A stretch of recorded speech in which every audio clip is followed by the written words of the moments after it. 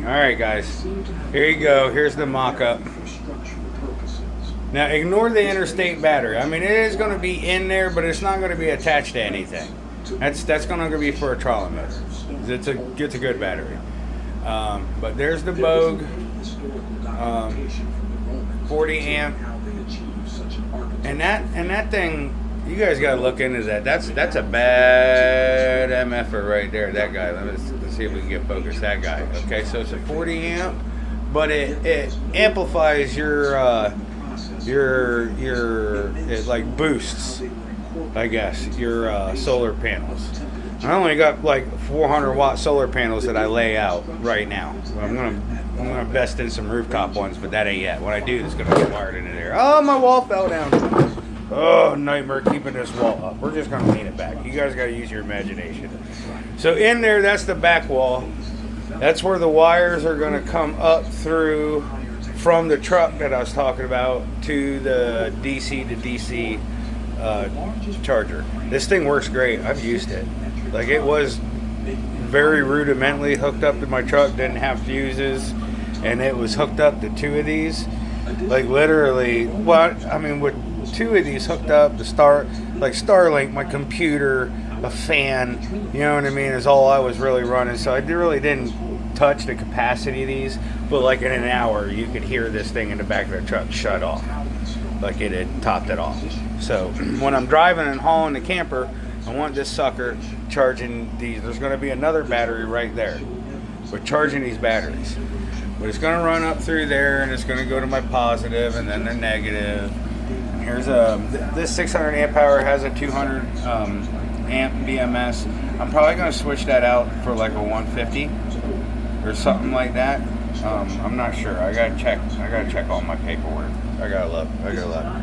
The 300 amp hour batteries both have 100 amp BMSs in them, but I might change that too. I might change that to an 80. The 300 amp one is going to be for the pure sine wave inverter. This inverter right here, and then there's going to be another 300 amp one right next to it for the 5,000 watt. I think the 300 amp hour is going to get replaced with maybe a 150, because I'm not real great at this stuff, guys. I'm winging it, but I think 150 is all I'm going to require for that, because I think all that can pull is like 100 amps or something, so that might get changed to a 60. But there's going to be another one right there. I have more. I have a ton of these things. I ran out of cases. I have another one on a truck I have one on a truck and then one on a camper that's going to get moved onto this board, because all my electrical on the camper is all going to be in one spot. Very short runs.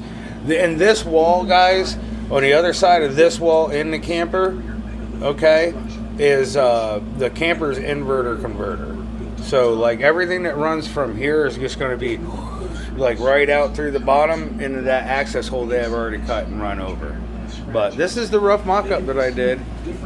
My wall keeps falling over, but that's the back. That'll go like that.